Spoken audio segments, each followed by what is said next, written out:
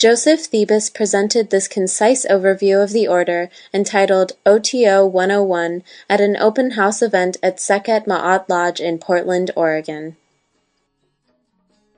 Peace, tolerance, truth, greeting, and health. Do what thou wilt shall be the whole of the law. Welcome to this lecture. Thanks for coming.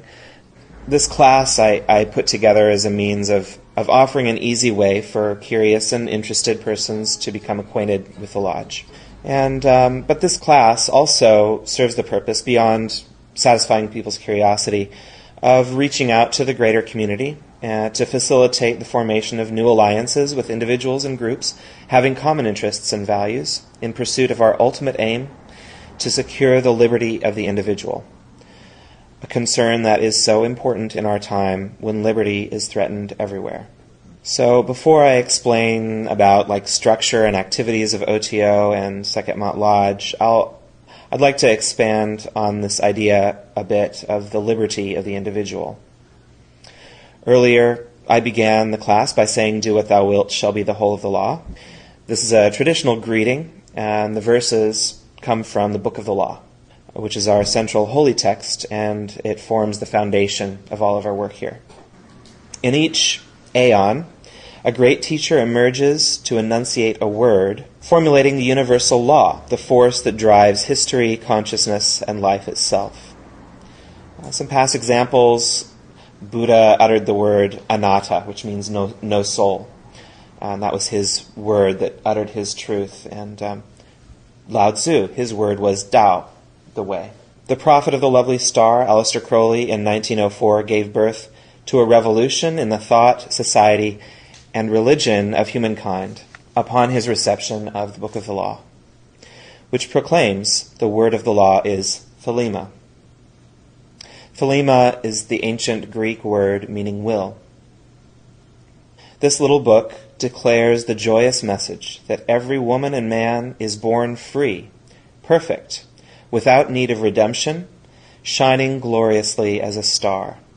As it is written in the Book of the Law, "Do what thou wilt shall be the whole of the law," and "I am divided for love's sake, for the chance of union," and "Love is the law, love under will." This law of perfect freedom ensures the rights of every woman and man to do their will. By implication, it is therefore a violation of someone's rights to interfere with their will. This law is also the greatest responsibility, as we are each absolutely responsible for our own actions. Freedom is a two-edged sword.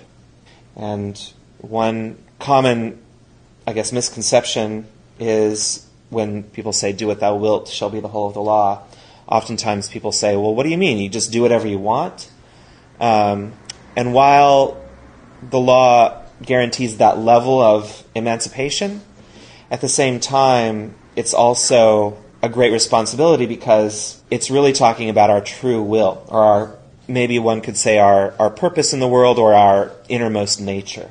That's really what our true will is, not just whatever your whim is, but what your innermost nature is, and fulfilling that. So there's a difference between will and whim in that respect. And also there's a difference between what Crowley called the infinite will and the finite will. It might be one's finite will to get a particular job or buy a particular book. That's like a finite will, or it's an expression of one's will. The infinite will is more like our nature as beings. Crowley uses a metaphor of like a tree and buds on the tree. Like the tree has its nature, and part of its nature is to produce flowers. And those flowers, those individual flowers, can be considered our individual little projects or jobs or whatever. Those are our finite bud will. And then the tree is really what we are as a being, and it's constantly producing new flowers, new finite expressions of will.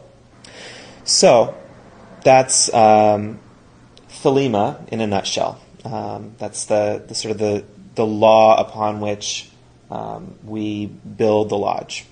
So about the O.T.O specifically, Crowley writes in the 1917 Constitution of the O.T.O, quote, "Let it be known that there exists, unknown to the great crowd, a very ancient order of sages, whose object is the amelioration and spiritual evolution of mankind by means of conquering error and aiding men and women in their efforts of attaining the power of recognizing the truth.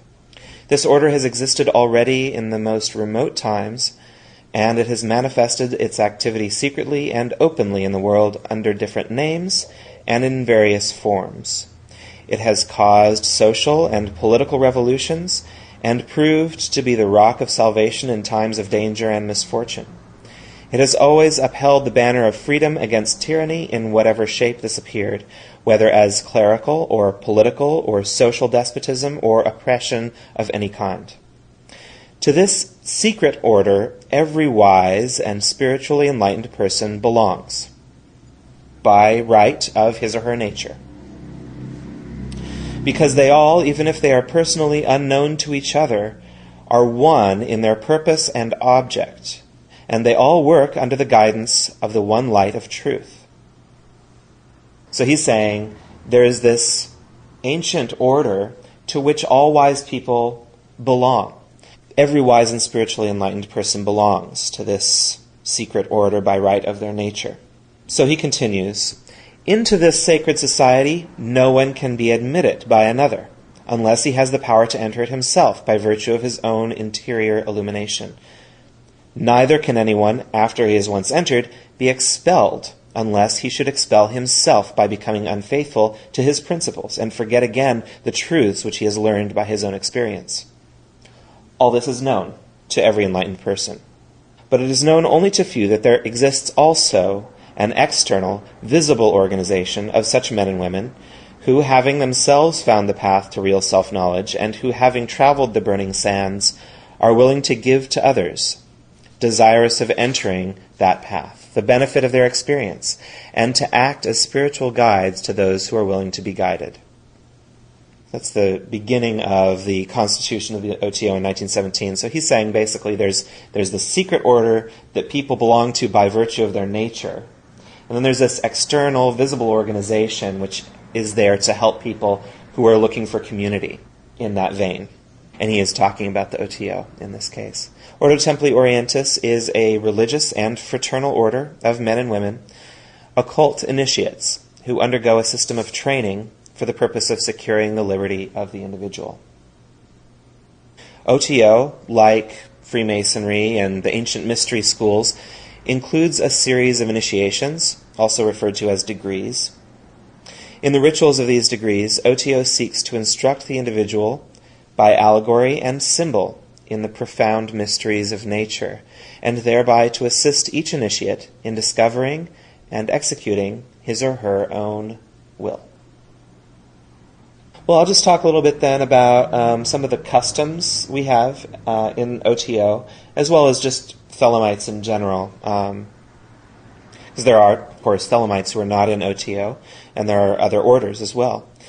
So these customs are typical of people in O.T.O. as well as other orders of Thelemites. You had asked about 93. That's a customary greeting that people employ.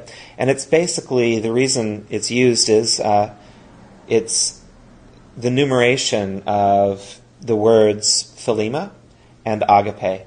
In the Greek language, every letter is attributed to a number and as a holy alphabet. And when you add up the numbers in the words Thelema, which means will in Greek, and agape, which means love in Greek, they both add up to 93. So 93 becomes kind of a shorthand for do what thou wilt shall be the whole of the law, and love is the law, love under will, which are our customary greetings that come directly from the book of the law. So that's where that comes from and why it's used and why you hear it a lot. Another custom that you'll run across attending events here is that the Thelemites do the fourfold adorations of the sun, also known as Liber Resh. And this is done at dawn, noon, sunset, and midnight. And it's an adoration of the sun. And it does have a relationship, or it's similar to what Muslims pray at the 5 times of the day.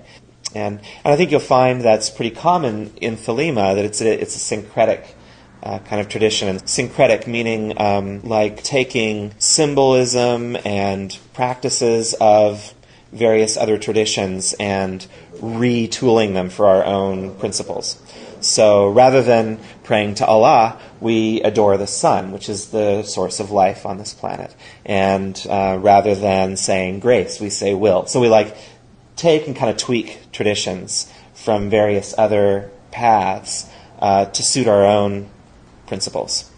Another custom is that Thelemites engage in is the miracle of the Mass, which refers to either the Gnostic Mass or the Mass of the Phoenix, which is an individual ritual, or the Mass of the Holy Ghost, or anyway, Eucharist, which the symbolism of which is that the lower life is feeding the higher. Another custom of Thelemites is to travel in the body of light, also known as astral travel. And lastly, as far as customs, at least the ones that I thought of to write down, are the 8 limbs of yoga, also known as the yama and niyama. In Thelema, these are slightly different understanding than what you'll find in, say, Hinduism. But yama and niyama in Thelema roughly correspond to self-discipline and minding our own business. Yama roughly translates to control. And in this respect, it goes along with our core doctrine, which is, do what thou wilt shall be the whole of the law. Even though this at first sounds like, oh, that's easy, you just do whatever you want, as I mentioned before, it's really finding your inmost nature. And that requires a great deal of self-discipline, to really only do those things which are your true will, is a great deal of self-discipline. And then the other aspect of it, the niyama, is basically mind your own business. Allow everyone else to do their will and don't meddle in other people's affairs. In Crowley's 8 lectures on yoga, the first 2 lectures are on yama and niyama. And he talks about, at the end of those 2 chapters, he talks about why he spends so much time on them. He says, I have treated yama and niyama at great length because their importance has been greatly underrated and their nature completely misunderstood. They are definitely magical practices with hardly a tinge of mystical flavor. The advantage to us here is that we can very usefully exercise and develop ourselves in this way in this country where the technique of yoga is for all practical purposes impossible. Incidentally, one's real country, that is, the conditions in which one happens to be born, is the only one in which yama and niyama can be practiced. You cannot dodge your karma. You have got to earn the right to devote yourself to yoga proper by arranging for that devotion to be a necessary stage in the fulfillment of your true will. So he's talking about the importance here of learning to do your will and taking cues from your environment, from the situation you're born into, as to what your inmost nature is. It doesn't mean that just because your parents said you're supposed to be a doctor, that means your will is to be a doctor. But, if you're born into a situation that allows for that, maybe that's something that can be a clue as to your true will. So those are some of the customs that you'll find among Thelemites as well as O.T.O members.